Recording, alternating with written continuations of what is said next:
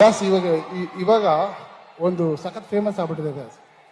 ನಾನು ಒಂದು 15 ವರ್ಷದ ಹಿಂದೆ ಎಸ್ ಸರ್ ಒಂದು ಸಾಂಗ್ ಮಾಡಿದ್ದೆ. ಹಾ ಈಗ ನಮ್ಮ ಹೆಣ್ಮಕ್ಳು ಎಲ್ಲರೂ ಅದನ್ನ ತುಂಬಾ ಇಷ್ಟಪಡೋದು.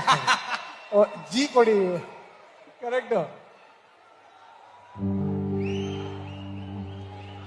ಯಾವ್ದು ಗೊತ್ತಾ ನಿಮ್ಗೆ? ಹೇಳಿ ಸರ್, ಗೊತ್ತಾಯ್ತು. ಹೋಗಿನ ಬಾಣದಂತೆ ಯಾರಿಗೂ ಕಾಣದಂತೆ ಹಾಡಿನ ಸಾಲಿನಲ್ಲಿ ನೋಡುವ ಪ್ರಾಣದಂತೆ ಚೇತನವಾದಂತೆ ನಿನ್ನ ನೂತನ ನಿಬಂಧ ಮೇಲೆ ಬಾಕಿ ಮಾತನ್ನು ಹೀಗಿರೋದು.